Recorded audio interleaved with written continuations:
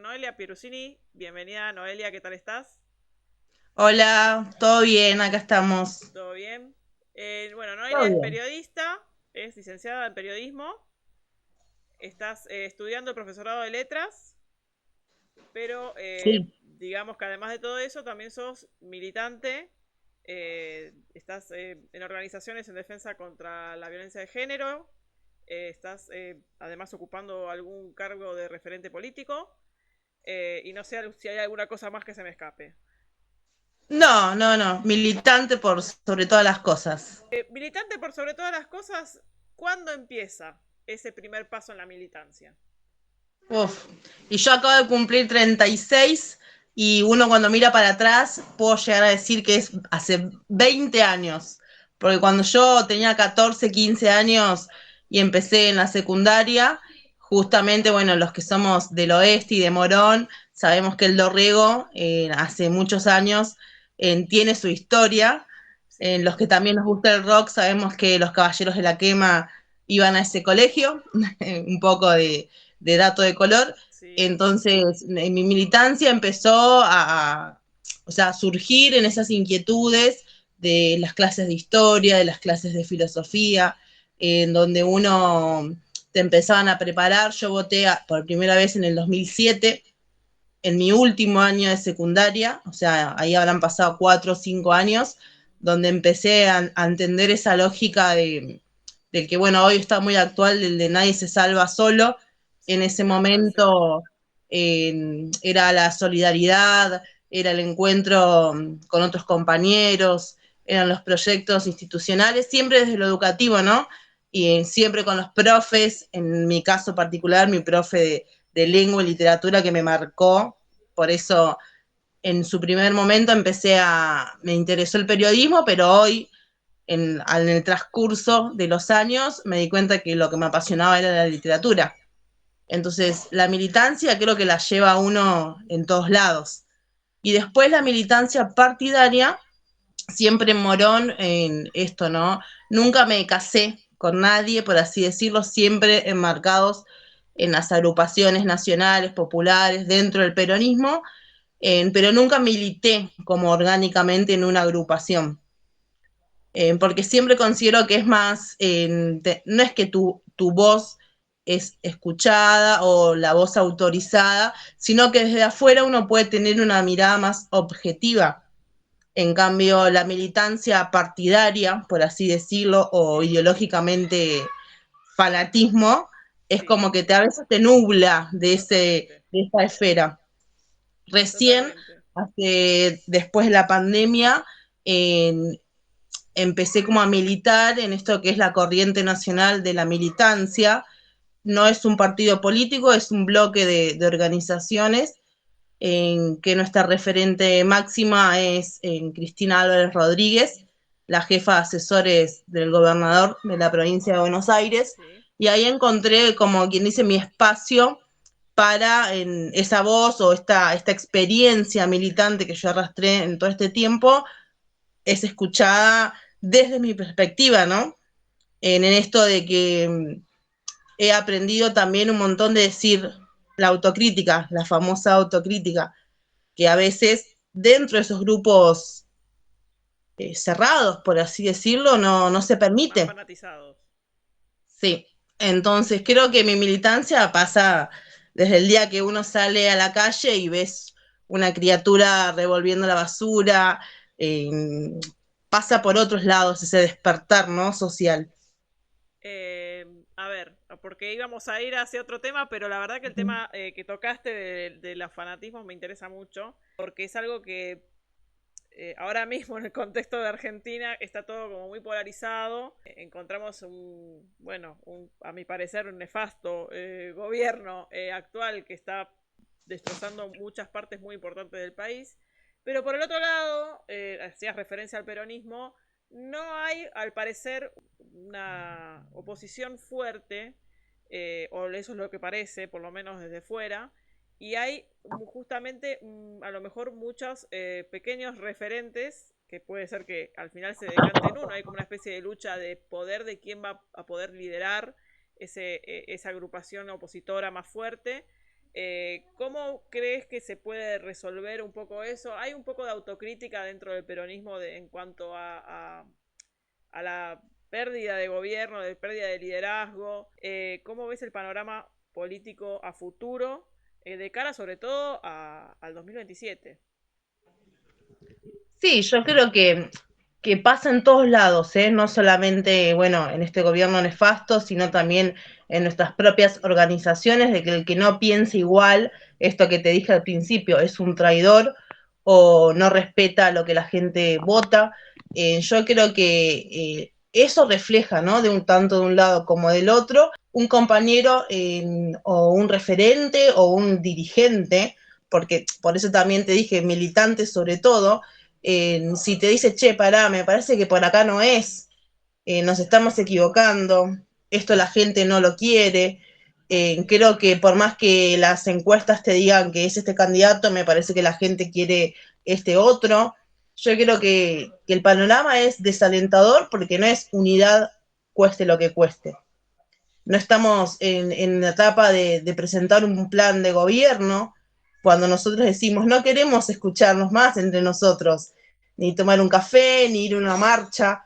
Estoy como últimamente muy ahí, muy reacia a la militancia o a las marchas para la foto.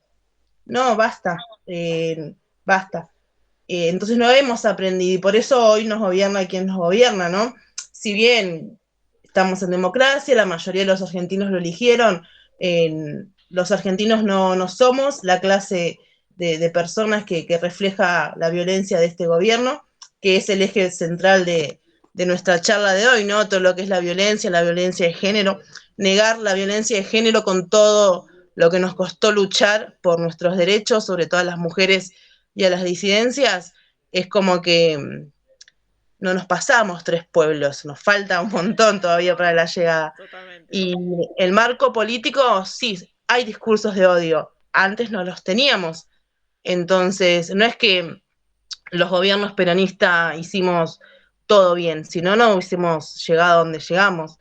Pero yo creo que hoy lo hablé en una charla el viernes, en una charla entre compañeros, tenemos que llevarle a la gente proyectos, ideas, dejemos de hablar de futuro si somos presente, la gente está teniendo hambre hoy, está teniendo pérdida del empleo hoy, la gente no está teniendo su tratamiento hoy, entonces yo creo que hablar de futuro cuando aún nos falta un montón es que no entender nada. Hablando de la perspectiva de género, ¿cuándo vamos a ir avanzando en este tema? Pero vamos al principio otra vez. ¿Cuándo sería, dentro de esa militancia que vos decís que ejerces hace más de 20 años, ¿cuándo empezás a notar que o sea, que hay un problema real con la violencia de género, con la perspectiva de género? Porque si nos remontamos hacia unos años, las marchas feministas, el movimiento feminista explotó de alguna manera, pero realmente los problemas que nos achacan a las mujeres, a las disidencias, a muchos colectivos, no son nuevos, sino que vienen desde hace mucho. ¿Vos en qué momento empezaste a verlo? Mira, yo lo empecé a ver cuando vas a la escuela y las profes que son madres no tienen más de 20 días de licencia y ahí te empieza por maternidad a hacer un poquito de ruido. Cuando ves que de repente siempre son varones los que toman las decisiones, cuando ves que tu amiga deja de ir a la escuela porque tiene que salir a laburar o porque tiene que salir a cuidar a su hermanito menor, y vos decís, si bien no es tu realidad, o capaz que yo en mi caso particular nunca he sufrido violencia de género, pero siento que me sucede a mí, ¿entendés? Cada vez que ahora, debido a mi trabajo, recibo a víctimas de violencia de género, se hace propia la lucha. Más allá de que en mi caso particular, en el 2020 denuncié violencia laboral y gracias a Dios y a toda nuestra lucha, el proceso falló a nuestro favor. más allá de eso, yo creo que la violencia de género en mí despertó esto, o justamente en sentir que en el 2000 en casi perdemos a mi madre por una violencia obstétrica, ahí también te das cuenta un montón de cosas. El hospital público le salvó la vida, obviamente, pero fueron años que antes esas cosas no se hablaban. O compañeras que a los 14, 15 años eran madres. Entonces, todas esas micro cositas va instalándose en el inconsciente, ¿no? Decir, pará, estas decisiones como mujer, como niñas, como adolescentes, como compañeras, hemos avanzado un montón. Sí, Por sí, eso totalmente. en este lapso de 20 años, cuando me preguntás esto, se me viene a la mente como todo lo que no teníamos antes y todo lo que logramos, que parece nada, que se te deshace en un discurso de odio y que eso pregna en la sociedad, es como que, bueno, chicas, no, lo tenemos que organizar, pero no entre nosotras, es saquémonos nuestras vendas de esa mirada que ya comprendemos o que tenemos un análisis más profundo en escuchar al otro que no entiende o que no es feminista, porque yo tengo un montón de amigas que no conciernen al feminismo como una batalla ganada, sino al contrario, sino como molestamos, no se te puede hacer ningún chiste, o esa famosa frase de los varones, vos no entendés nada, y entonces como que es permanente, como que no tengo una respuesta desde cuándo, pero yo creo que una vez que te hace el clic, ya está, no te para nadie. Mira, yo en lo personal coincido mucho con vos con el tema de que hay muchas pequeñas cosas con las que fuimos criadas y con las que hemos convivido como sociedad que teníamos totalmente normalizadas, pero sí que hay como unos años concretos donde el feminismo explota y, y ahí fue cuando empezás a, se empiezan a cuestionar, empiezan a salir estas voces donde se cuestionan determinadas cosas que creíamos que eran normales y que creíamos que eran lo normal, lo habitual y que te hacen un poco pensar que las cosas no son tan así. Y nuestra generación, que creo que es la que más sufrió ese sacudón, eh, creo que es la que también está sufriendo justamente todo este discurso de odio en contra, que es lo que pasa siempre. Yo creo que si vos estás peleándote con alguien, o a lo mejor estás sufriendo constantemente maltrato, en el momento que vos la parás, esa persona se va a enojar y te va a molestar más. Entonces Uh-huh. creo que a lo mejor es lo que está pasando un poco ahora. Hablando un poco de este movimiento de esta lucha feminista, de estos pañuelos morados, de todo estos movimientos que empezó como un boom, con muchas marchas, sobre todo en Argentina fue algo espectacular. Acá en España también se vivió un poco. También es verdad que acá se politizó muchísimo. Entonces, hablando de esa lucha, de ese movimiento concreto que empezó como una explosión, hay quien lo considera una moda, hay quien lo considera un pensamiento político, hay quien lo considera un arma electoral. Yo para mí, en lo personal, lo considero como un estilo de vida que hay que volver, que hay que adoptar. Es un cambio drástico de la sociedad que tenemos que aceptar. ¿Cómo lo ves vos? Mira, después de haber tenido un presidente que declaraba por fuera, voy a ponerle fin al patriarcado, y cuatro paredes adentro le pegaba trompadas a su mujer, y como feminista se me hiela la sangre y hay muchos discursos que hoy me rebaten, al final tu feminismo o el feminismo como si fuera, viste, propio, no sirvió para nada, o discursos de hoy que se instalan y ahora esta semana fue cruel ante el triple femicidio de estas tres mujeres. Terrible. Eh, no sirvió de nada el Ministerio de la Mujer, no servía de nada políticas públicas de prevención, y como que te deja, viste, ahí. Pero eso, en mi caso particular, nuestras compañeras o las que llevamos adelante las estadísticas para justamente argumentar de que si el Estado está presente, de que si las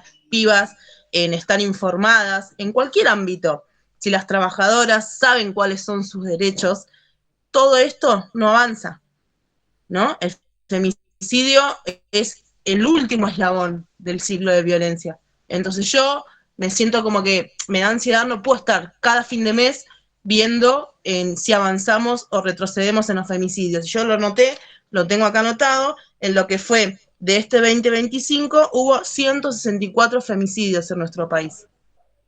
Una locura. Entonces, ante ese discurso de que las políticas de género no funcionan, yo hoy te digo que es mentira, sí funcionaban. Porque, o al revés, te la doy vuelta, ¿no?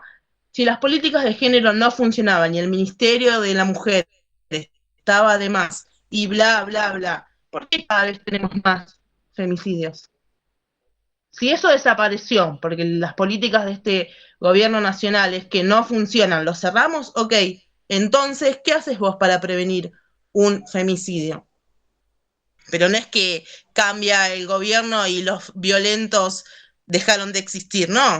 No, no, no. Somos una sociedad patriarcal, el acceso a la justicia es muy difícil, muy difícil. No lo descubrí desde que me tocó pasarlo a mí, sino desde acompañar a otras mujeres. Es muy difícil el acceso a la justicia, muy difícil en lo económico, en lo psicológico, en encontrar un abogado o abogada que no prime lo económico, si bien es un laburo, pero hay un montón de situaciones que es un clic. Entonces, capaz que vos lo podés hacer. Yo atravesé todo mi proceso penal sin abogados, Uf, que nadie o sea, logré lo que logré sin abogados hasta el momento del juicio, que sí, obviamente vos tenés que tener un patrocinio, pero todo lo que yo logré es ir a una puerta, ir a dos, ir a tres, ir al Ministerio de Trabajo.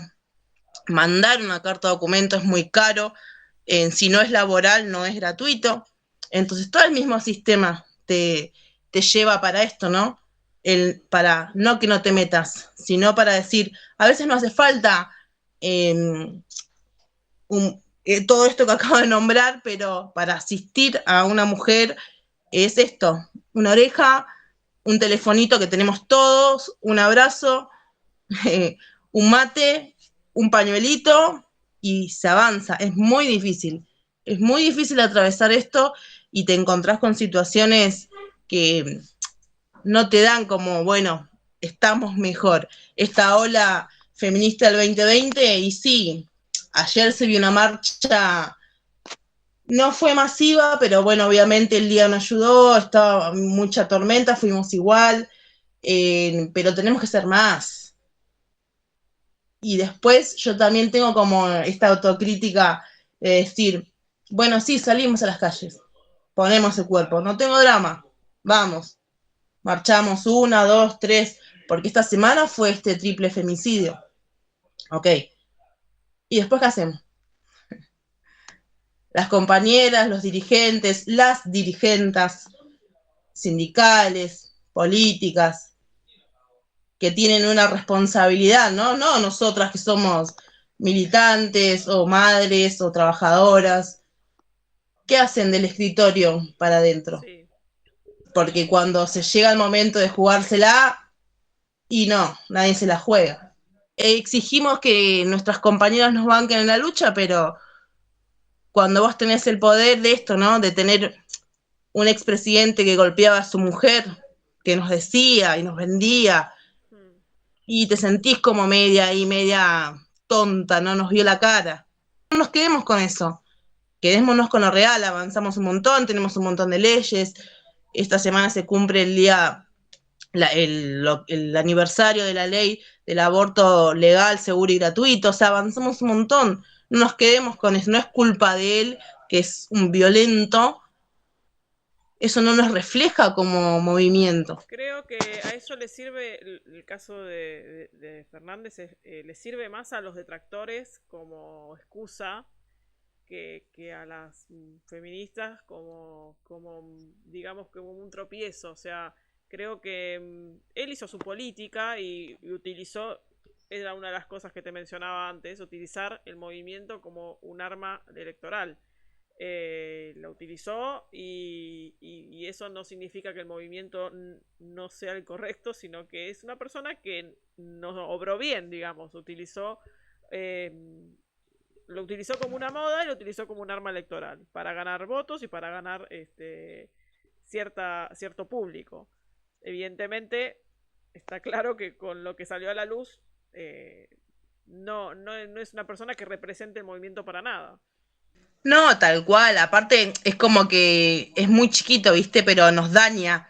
Y a veces llorás de la bronca porque al final toda tu lucha, toda la lucha colectiva, toda la bancada que tenemos de las compañeras, que en estos casos que se hacen visibles, ¿no? Que llegan a los medios masivos de comunicación, o en caso de otro caso que estoy investigando muy de cerca, es el de la famosa esta Julieta Prandi, que logró la jurisprudencia al condenar a su marido, o sea, su ex marido, ¿no? Pero su marido en ese momento en que la abusaba sexualmente, la violentó de todo tipo de formas. Es un caso que hay que seguir analizando, porque bueno, ella es un caso conocido, es famosa, tuvo los medios económicos para llegar a donde llegó, pero ¿cuántas más no llegan? Y es más fácil dañarnos no en lo moral o no en lo psíquico, sino en decir, la estamos remando en dulce de leche, compañeras. Demostremos que unidas podemos, no te digo vencer al patriarcado, porque no creo ni yo llegar a ver un sistema judicial, tanto en nuestro país como en algunas potencias, o en este caso en España, en que se logre ver que somos mayoría en cuanto al poder real, ¿no? En la toma de decisiones. Si bien tuvimos una presidenta mujer que marcó un hito en nuestro país también en todo lo que logramos, pero en las decisiones, en las mesas de poder todavía estamos viendo sentados varones.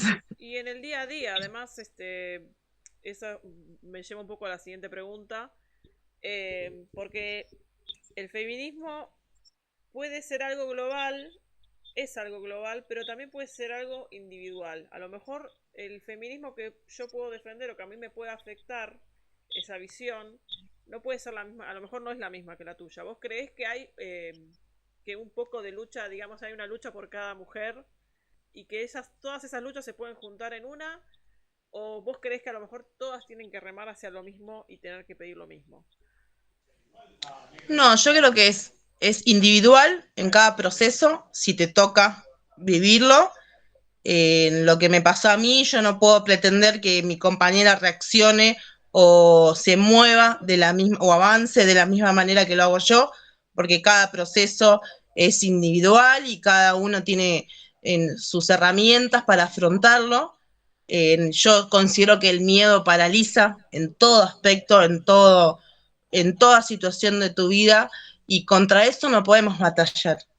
Yo creo que es individual, cuando te toco, cuando no. Como dije al principio, yo nunca sufrí violencia de género, pero yo creo que esa lucha que yo siento, esa sí es colectiva, porque no necesito una denuncia penal y una condena firme contra ellos para creer que a mi compañera que tengo al lado, el ex marido, la cagó a palos, hablando mal y pronto. Sí. O en que no necesito una condena para creerle a la mujer que me dice que el marido no la deja usar el celular y tener una cuenta bancaria. Si vos sabés cuál es tu derecho, la información se transmite en esto, ¿no? Son ABC, 1, 2, 3, tomá, una vez que vos tenés la información, esto es como se viraliza, eso se tiene que viralizar, vos lo tenés que compartir. Y hay muchas compañeras que son reacias a compartir la información. Mujeres te hablo, ni siquiera te ¿Crees digo de que se varones. van a sentir etiquetadas a lo mejor? Sí, sí, sí, sí. Conozco muchas compañeras que por lo bajo te discuten aborto legal, no estoy de acuerdo, no lo comparto, pero después te piden información a ver a qué salita puede ir a Claro. hacerse un IBE o un ILE, ¿entendés? Entonces esa hipocresía o esa doble vara, o en este caso lo traigo a colación el testimonio o los comentarios, viste que no uso mucho redes, pero sí Twitter me sirve para estos análisis políticos. Con el triple femicidio acá de La Matanza, la culpa es de la madre por haber dejado a esa menor de 15 años prostituirse. Y eso es muy básico, ¿entendés? Es muy básico caer en eso. Propias mujeres comentando eso, entonces no. Conozco el caso del tipo de femicidio, no conozco mucho los detalles, la verdad que tampoco los necesito, o sea, creo que lo primero es que hubo un triple asesinato y que hay que condenar eso. Y que además, por lo que sea, siempre terminaron atacándonos a nosotras. El hecho de que haya cierta igualdad, a lo mejor en este tipo de casos no procede tanto que haya ese tipo de igualdad, porque hay unos componentes distintos en cuanto se asesina a una mujer que a un hombre, por lo general.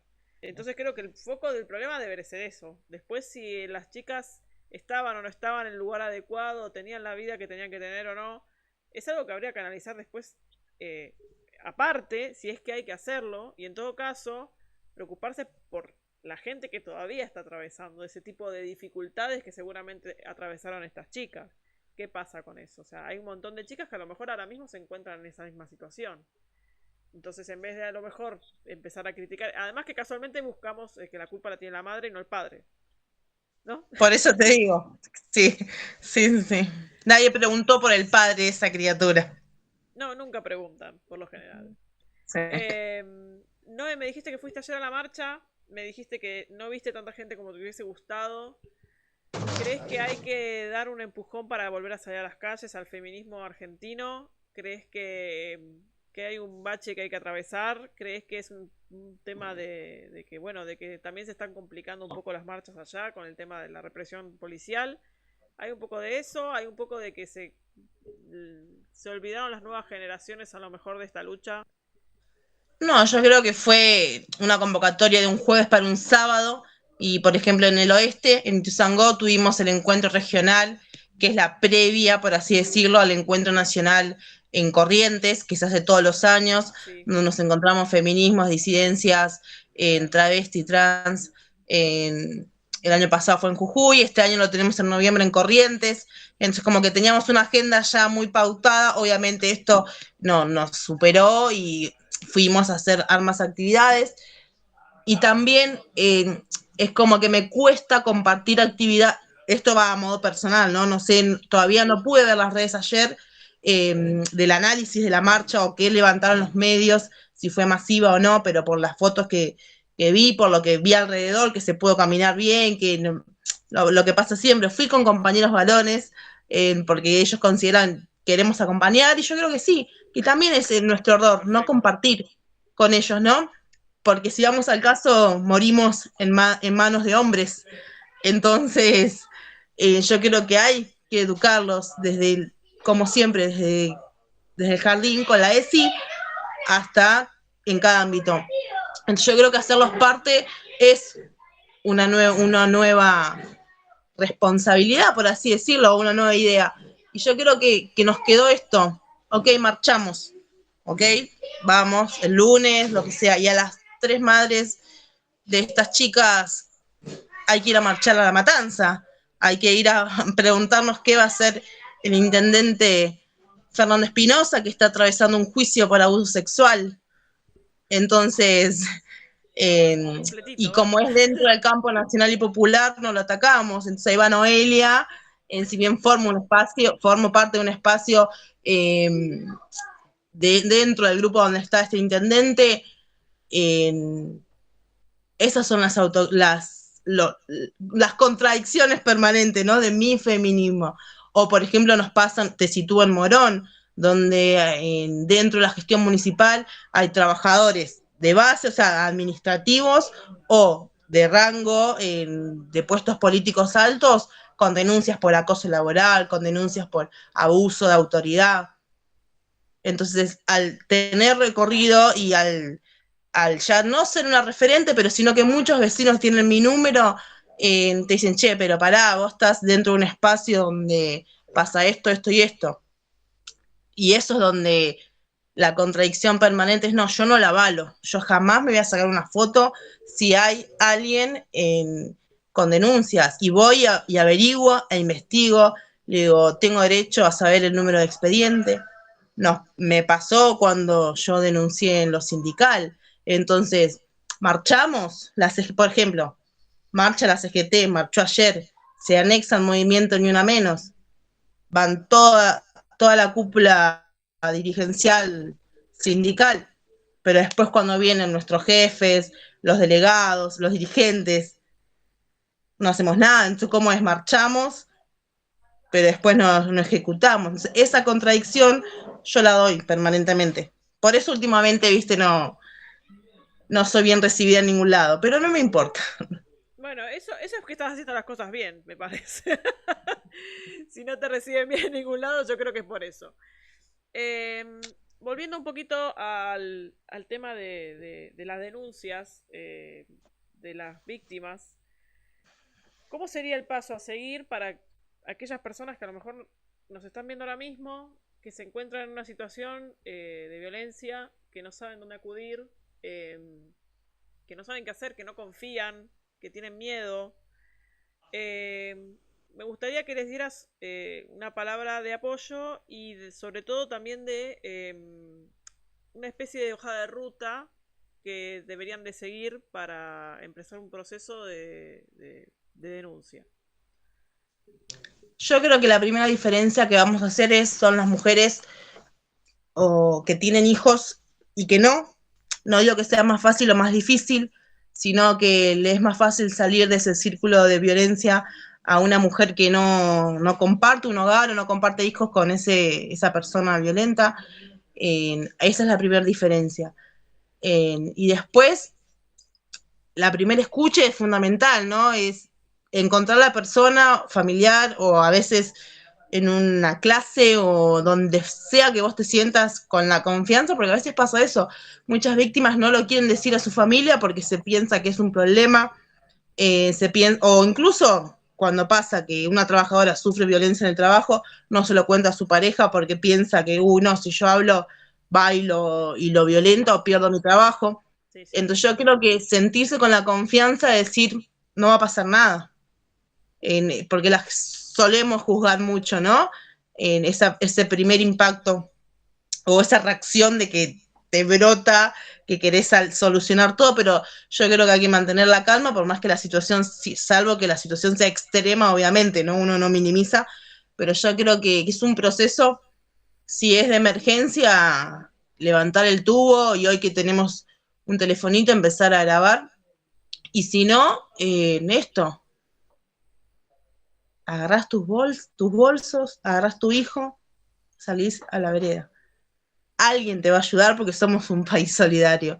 Nos cuesta tanto pedir ayuda en todo, sí. En todo. Nos cuesta tanto pedir ayuda porque nos creemos superheroínas y que vamos a poder con todo.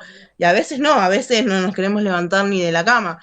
Entonces yo creo que ante una situación de violencia, lo primero que tenemos que hacer es pedir ayuda, sea quien sea. Si es de emergencia, tenemos acá el 144 o el 911. O si tenemos la información, como vos me preguntaste, el ABC o los primeros pasos, es acercarnos a la comisaría de la mujer más cercana.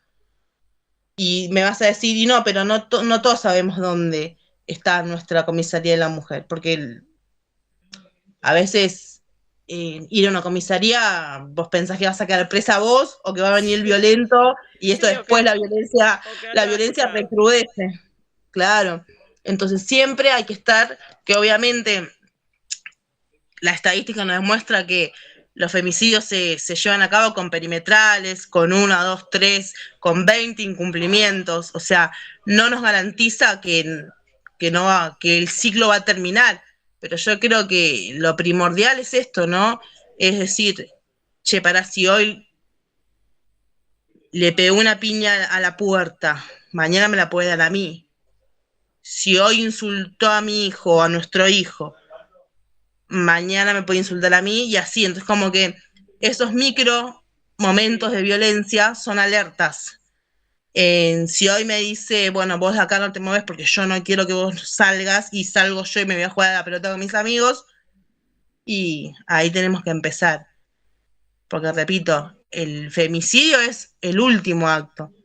Tomó la decisión que vino craneando en todo este tiempo. Claro.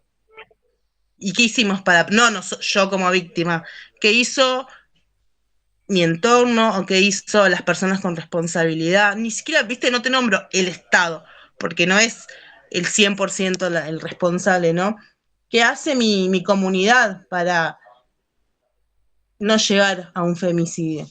¿O cómo hace una piba de 16 años que es abusada por su padre, su padrastro, su tío, y no concibes hablarlo dentro de su aula porque no tenemos ESI?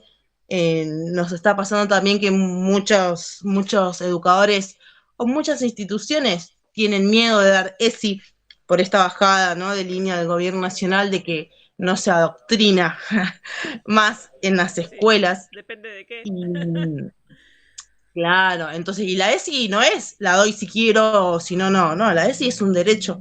Y esto que vos decís, esta ola feminista argentina en el 2020, en el 2015, en el 2012, luchó, salió a las calles. Entonces, que un pibe hoy tenga ESI no es un capricho, es un derecho. Y que además está demostrado que logró detectar muchísimos casos de abuso en los hogares. O sea, no es algo que uno dé por supuesto y que se esté adoctrinando o que, como lo quieran llamar. O sea, creo que es algo que se demostró que funciona desde las escuelas. Hablaste de los sindicatos, Noé. Tema complicado el de los sindicatos.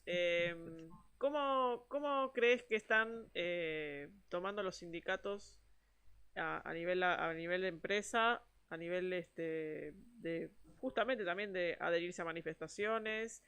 ¿Cómo crees que están tomando la perspectiva de violencia de género? Yo creo que ya el sindicalismo en sí en nuestro país, o no sé si es sí, te puedo hablar en todos los ámbitos, es un lugar machista, recontra machista, el peor que te lo imagines, bueno, es el sindicalismo argentino. En lo que fui investigando, ¿no? Hice un curso y una diplomatura en Derecho Laboral especializada en el sindicalismo.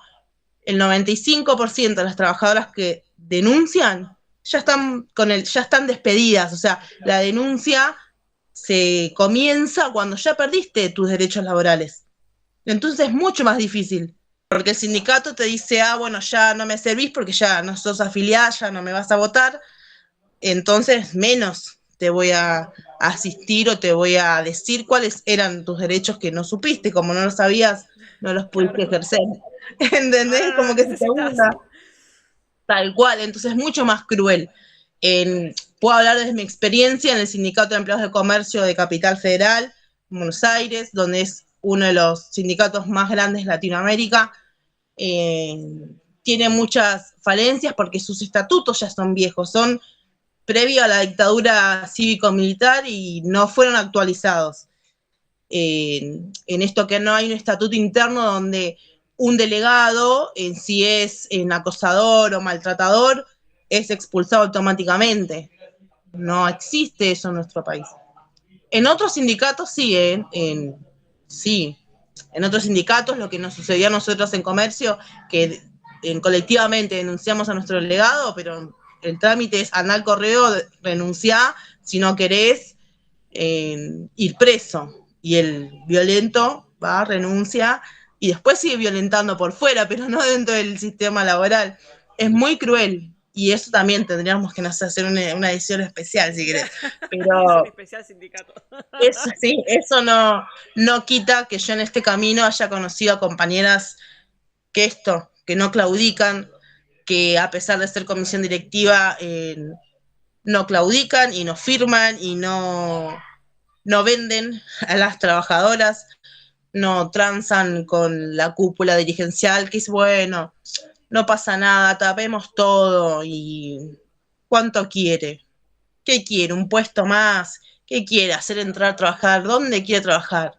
Porque eso lo he escuchado, te lo digo que lo he escuchado. Entonces yo creo que no puedo generalizar, porque no sabría decirte cómo está el sistema hoy, en el sentido de que sí, es cruel, pero así como también hay sindicatos que la pelean hasta morir. Eso es como muy, está muy atrasado el sistema, no está actualizado, no está ayornado a estas estadísticas que hablábamos antes, ¿no? A la violencia intrafamiliar o a las trabajadoras que sufren violencia y van con el ojo negro, si faltan, te descuentan el día. O sea, pero vos no te estás dando cuenta, no tenés una mirada por fuera, una mirada humana, es decir, tu trabajadora, tu compañera, tu superior está yendo molida a golpes y no puedes decir, no, pará, acá está pasando algo.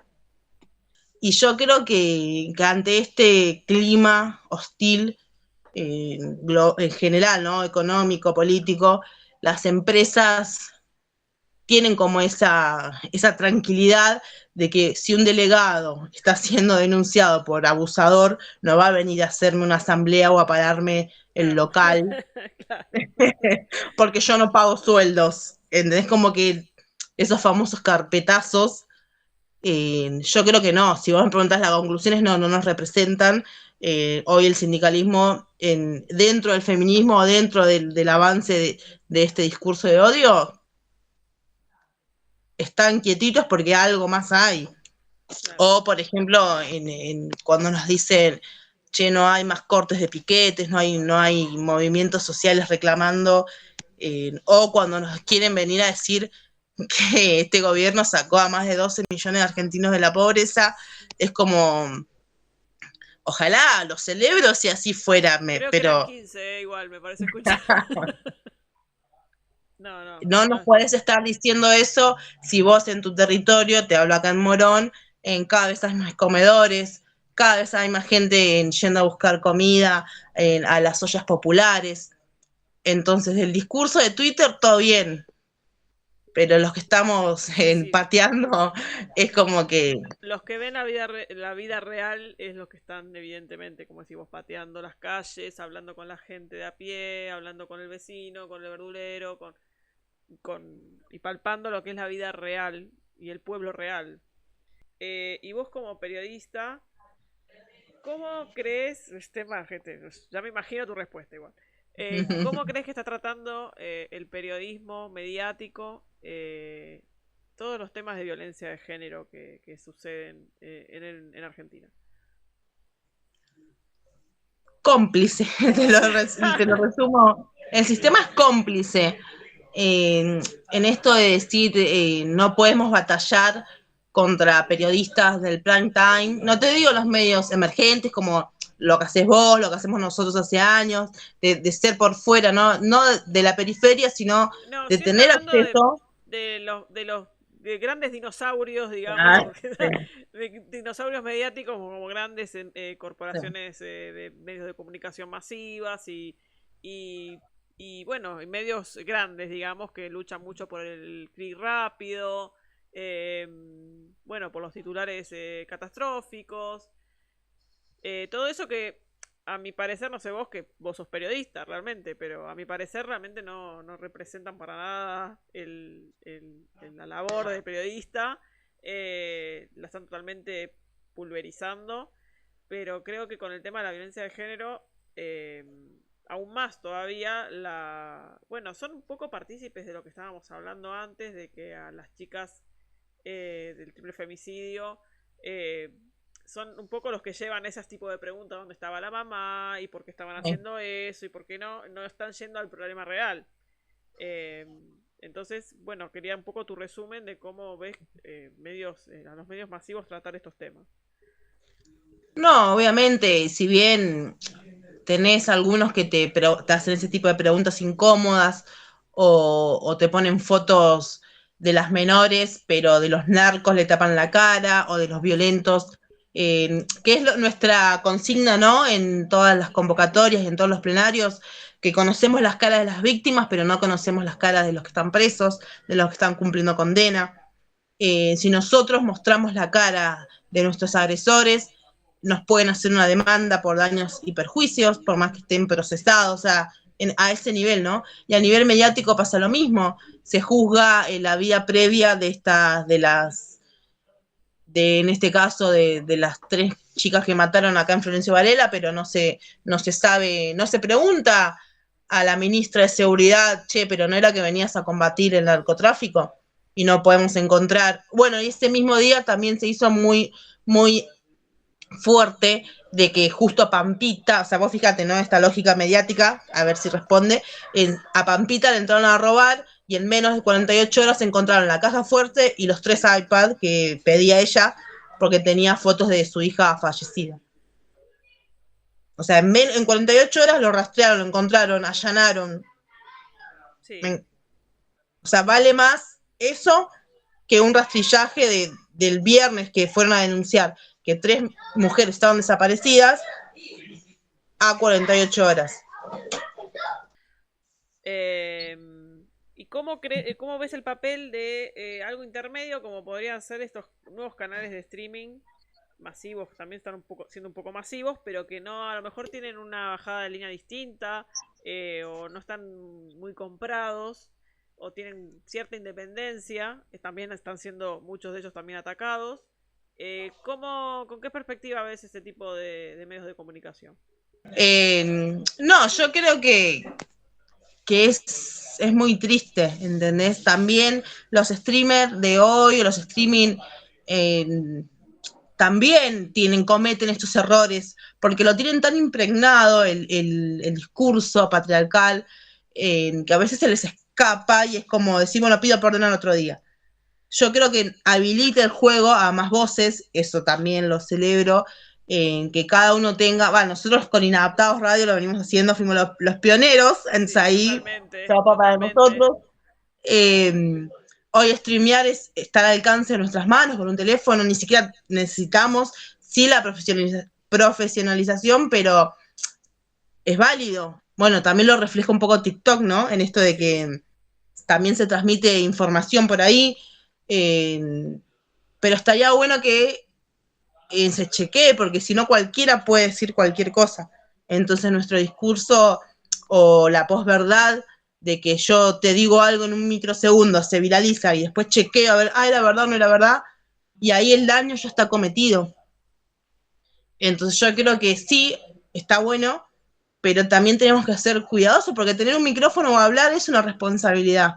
Totalmente. Entonces, capaz que nos está escuchando X persona que lo que nosotros decimos le interpela en lo más profundo y capaz que estamos haciendo un daño o no, o al revés también, nos escucha al azar X, sí, como nos pasa a nosotros que scrolleamos horas y viste que el algoritmo te aparece lo que uno le gusta, pero yo creo que tener un micrófono tanto en un medio de comunicación masivo, y te digo, como o nosotros, es una responsabilidad.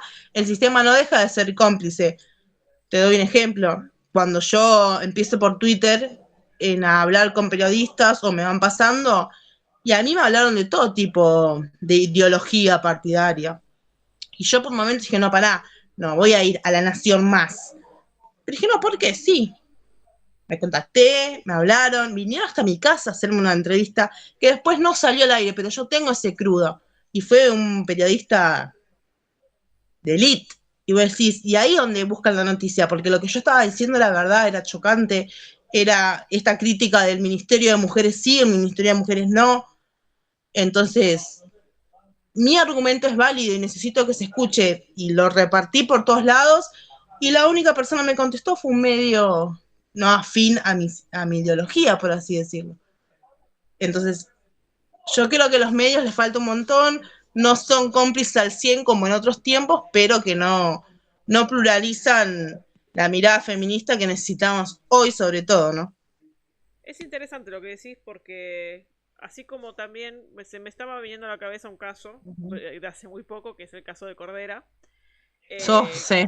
Bueno, te voy a ser sincera. Yo no sabía lo que había dicho. O sea, me enteré hace poco. No sabía lo que había dicho. Sabía que lo habían funado. No me sorprendió, pero tampoco indagué mucho por qué. Y recién me enteré hace poco lo que había dicho, que me parece una auténtica barbaridad. Sí. Y entonces, en el caso que lo que vos decís de que está bueno ir a hablar a un medio distinto, o sea, con distinta ideología que el tuyo, y hasta qué punto está bueno darle voz a una persona, en el caso de que se hubiera querido arrepentir, pero que no fue el caso, pero igual si se hubiese querido arrepentir a lo mejor, pero ¿crees también que hay que darle cierta voz a según qué persona? ¿O por el contrario sos un poco más, digamos, estricta en ese sentido y no es lo mismo a lo mejor ir una persona a hablar a un medio de distinta ideología que darle voz a determinadas personas que a lo mejor no deberían de poder hablar más? Mira, yo como socia, creo que es 1987 de Gelatina, o sea, cuando apenas salió, socia fundadora prácticamente, me dolió como feminista aún más. A Pedro lo banco en su militancia política porque lo conozco de Capital, colega, pero yo creo que desde ese, me dolió más el argumento que dio en su defensa, decir, ay, no, yo cuando entrevisto me dedico a escuchar, no, hermano, sos periodista y lejos está decir, pero pará, lo que dijiste, lo avalás, lo seguís, hiciste esto, una autocrítica. Sí.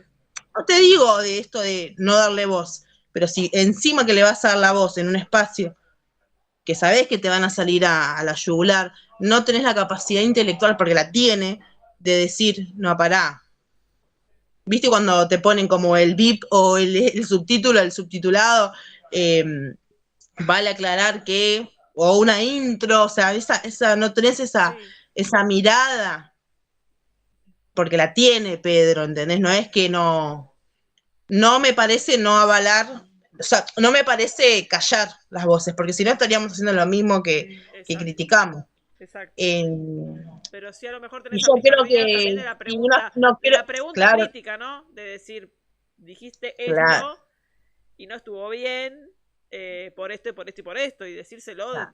delante de la gente. Porque si no, seguimos siendo como en cierta medida cómplices, ¿no? De esto que criticamos, esto que te digo.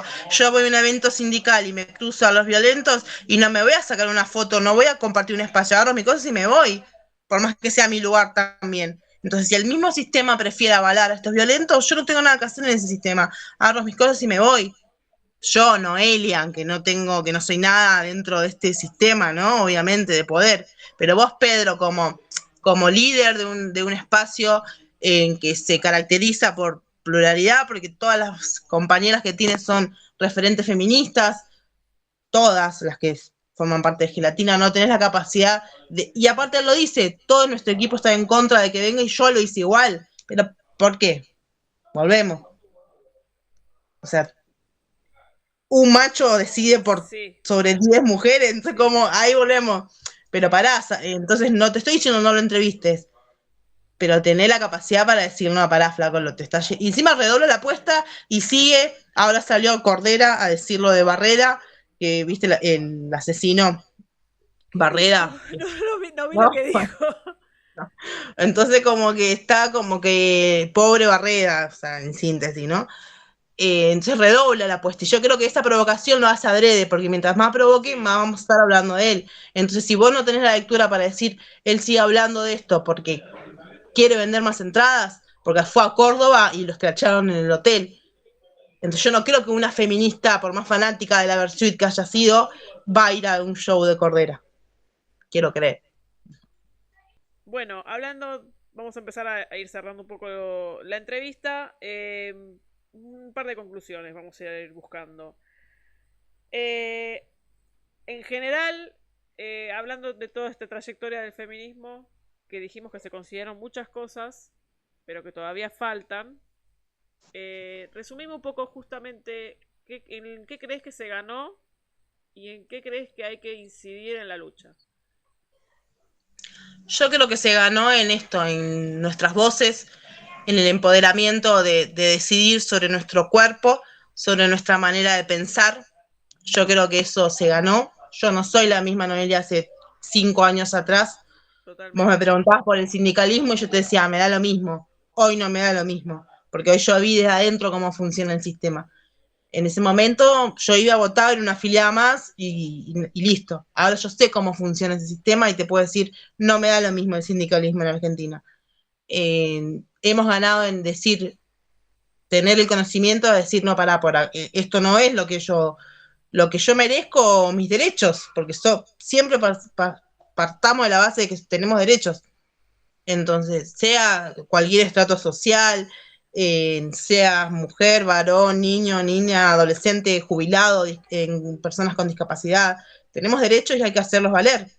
Entonces ahí es donde ganamos un montón. Sí, ganamos. En esto de tener una voz, un espacio donde hablar, donde charlar, donde difundir, ganamos en eso.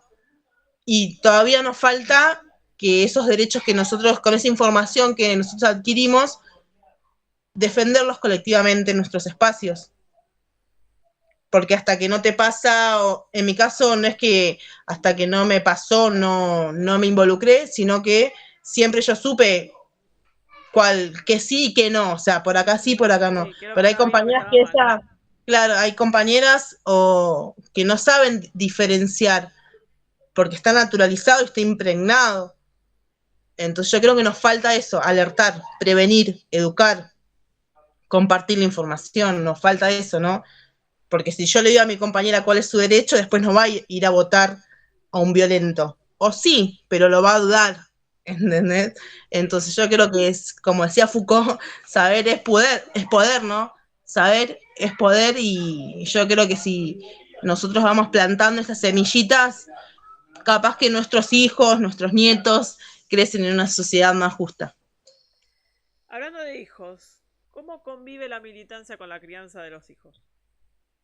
Oh, es difícil, no, me río porque yo soy una afortunada de la vida también a tener un compañero que tiene su trabajo en nuestra casa, entonces no es la realidad de muchas compañeras, entonces me río por eso, ¿no? Porque hoy mis hijos están más grandes, tienen 13 años y los Meji tienen 10, entonces hoy se dan cuenta de cuando yo estoy a 2 computadoras mirando un noticiero, mirando el otro, imprimiendo información o imprimiendo pasacalles para llegar a una marcha, en qué pasó,